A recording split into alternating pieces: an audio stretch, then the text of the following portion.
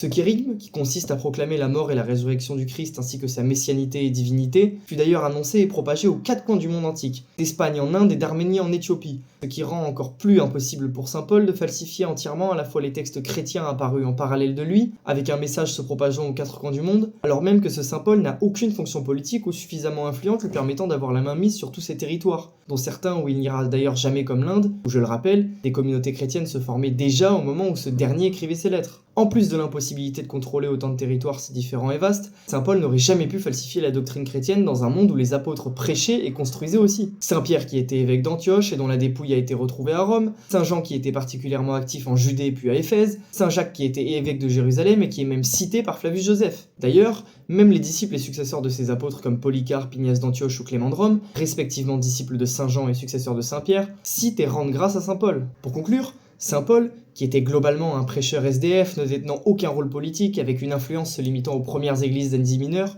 n'aurait jamais eu les moyens, même s'il en avait eu la volonté, de corrompre le message chrétien. À l'époque où le message chrétien a déjà circulé dans les quatre coins du monde antique, dans des régions occupées par des États et des cultures différentes, dont certaines n'ayant aucun rapport avec le monde gréco-romain auquel saint Paul était familier. Dans une église primitive où les apôtres et leurs disciples sont encore vivants et actifs, tous reconnaissant son talent et son zèle apostolique, alors qu'ils auraient pu rejeter avec fermeté ses lettres, qui circulaient déjà de son vivant. Je rajouterai une dernière chose qui n'est pas un argument en soi, mais qui me semble important à propos de saint Paul. Cet homme, qui était un pharisien talentueux et voué à une vie de faste et à un mariage des plus dignes, quitta tout pour le christianisme, où il choisit librement célibat et gagna persécution, pauvreté et mourut décapité, moqué de tous. À mon sens, je ne trouve pas ça pertinent de quitter une vie comme celle qui lui était promise pour cette situation misérable dans laquelle il vécut, et de mourir pour un mensonge qui ne lui apporta rien. Et aussi un argument pas très mature, comment aurait-il pu persécuter le christianisme si c'est lui qui l'a inventé? Et toi, qu'est-ce que t'en penses?